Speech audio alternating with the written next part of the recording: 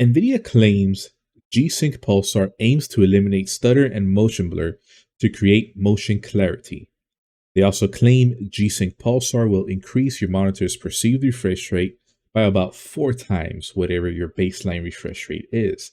Simply put, if your monitor outputs 144 Hz, then you will perceive 576 Hz. Of course, keep in mind that G-Sync Pulsar works in tandem with VRR, variable refresh rate, so your perceived refresh rate will vary while playing games. Now, the earliest that we can try out G-Sync Pulsar for ourselves will be later on this year on the Asus ROG Swift PG27 series G-Sync gaming monitor.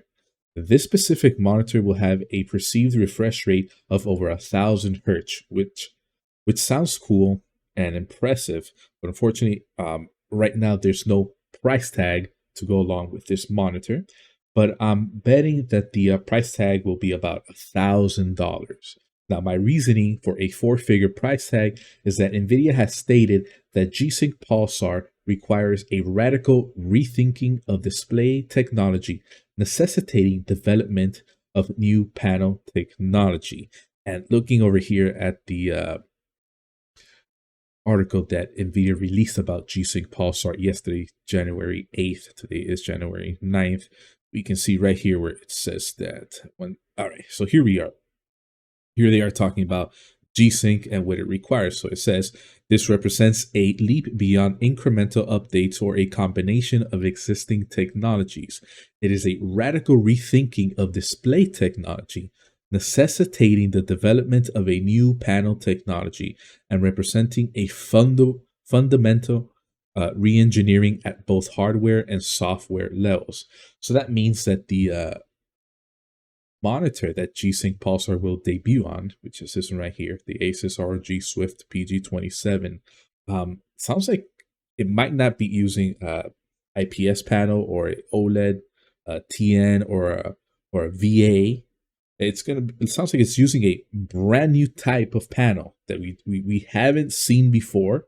NVIDIA hasn't said what it is, so we'll just have to patiently wait to see what this new panel technology is. But that is pretty exciting. But just based on that alone, it's why I think this panel will easily cost $1,000 or be close to $1,000. I'll be real surprised if it's over $1,000 at that price. Man, that's gonna be it's gonna break people's banks or their wallets. But anyways, moving on with the article, let's get into what exactly is G-Sync Pulsar. So let's scroll down here just a little. So here we are. The breakthrough innovation of G-Sync Pulsar.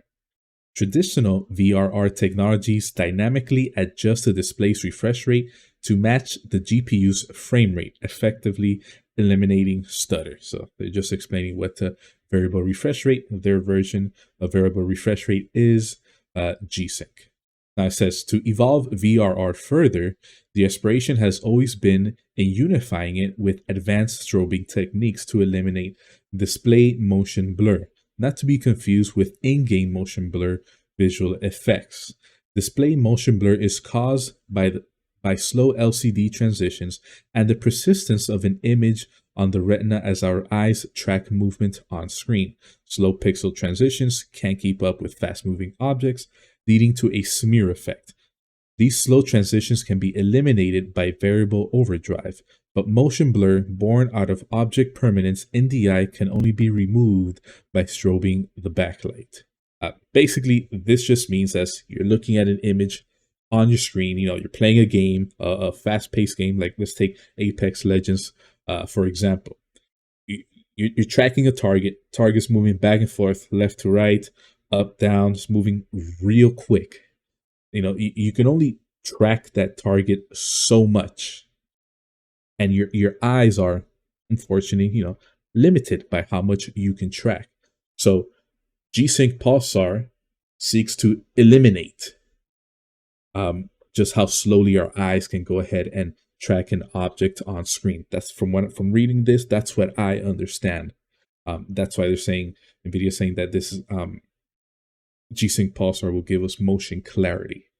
So it'll be easier to track objects on screen, especially fast moving objects. Okay, so now here it says, however, strobing the backlight at a frequency that is not fixed causes serious flicker, which until now had prevented effective use of the technique in VRR displays. For over a decade, our engineers have pursued the challenge of marrying the fluidity of VRR timing with the precise timing needed for effective advancing strobing. Now here starts to get into the nitty gritty of just how G-Sync Pulsar works. The solution was a novel algorithm that dynamically adjusts strobing patterns to varying render rates. NVIDIA's new G-Sync Pulsar technology marks a significant breakthrough by synergizing two pivotal elements: adaptive overdrive and pulse modulation. With adaptive overdrive, G-Sync Pulsar dynamically adjusts the rate at which pixels transition from one color to another, a vital technique to reduce motion blur and ghosting. This process is complicated by VRR technology, where the refresh rate fluctuates in tandem with the GPU's output. G-Sync Pulsar's solution modulates overdrive based on both screen location and refresh rate, ensuring that clarity and blur reduction are maintained across a spectrum of speeds and across the entire screen space. Complementing this, the technology also intelligently controls the pulse's brightness and duration, key to maintaining visual comfort and eliminating flicker. All right, so that's in a nutshell. Right there, they're explaining what G-Sync Pulsar is. Now, in layman terms, I've written down some notes here just to be able to explain it a bit easier to anyone watching this video if you weren't able to make out exactly how G-Sync Pulsar works. So in layman terms is when you have your screen, ghosting occurs. And ghosting occurs when a pixel is changing from one color to another too slowly. So for example, the screen I'm using is 144 hertz. Now, when I'm moving my screen, like for example, this article, up and down, moving my mouse or playing a game or whatever I have on screen, pixels have to change colors. They have to change colors to represent what's on screen. Now, if that happens too slow, you get what's called ghosting. It's like you get like a double image of what you're seeing on screen. Now, we need to eliminate that. That's why many screens you see, they'll say they have 5 millisecond response time, from what I understand, and 1 millisecond response time is talking about just how fast the image on screen can change. Or rather, not how fast the image can change, but how fast the pixels on screen can change. So say it'll take 5 milliseconds for a pixel to change, and thus eliminating ghosting. Now, adaptive overdrive adjusts the rate a pixel can change from one color to another. That goes ahead and reduces ghosting and motion blur.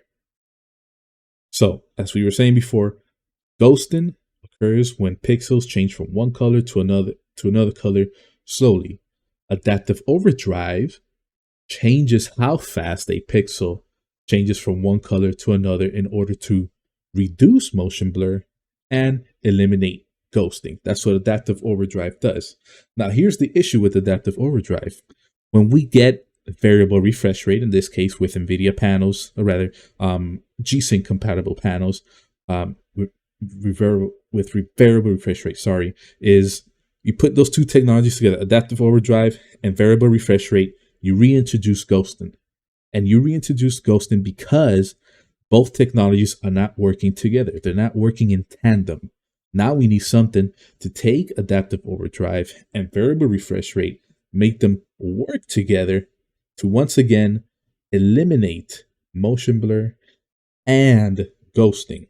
And that's where pulse modulation comes in. Pulse modulation tells adaptive overdrive where and when on a monitor screen it is going to adjust the rate of pixel transition from one color to another.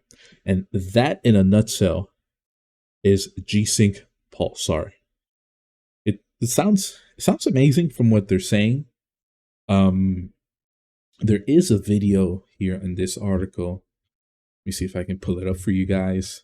Um, Showing G-Sync Pulsar in action. Let's see where is it? Let me close this the reader and go back. Well, here we do have an image of what it's supposed to look like. Here we have G-Sync Pulsar off and G-Sync Pulsar on, but no, they did upload a video. Okay, here we go. This is just a short video showing exactly what it is. So as you see the object moving from left to right on the top, we have tons of motion blur, stutter, ghosting, and then G-Sync Pulsar on is getting rid of that. Of course, in the background, from what I see, there is less motion blur, which is fine. But the target itself, when you're playing a game like the example I was giving earlier, Apex Legends, or maybe you're playing Call of Duty Warzone or the new game, the finals, whichever game it is, as you're tracking an object, the object now has less motion blur, has less ghosting, has less stutter. So that's what G-Sync, why G-Sync Pulsar seems to be so important as of right now. And hopefully it does deliver in the future. I really do hope it delivers. Maybe I'll try to buy the monitor, the Asus, what's it called again? Asus ROG Swift PG27, just to see how it works out. Hopefully it's not $1,000 like I'm thinking it's gonna be, or close to $1,000, but it'll probably be. But anyways, before I go off on a tandem, just rambling, please leave a comment below. Want to know your thoughts on G-Sync Pulsar, whether you think it'll be a game changer for games going forward. If you liked the video, please leave a like. If you disliked it, leave a dislike, and please share the video.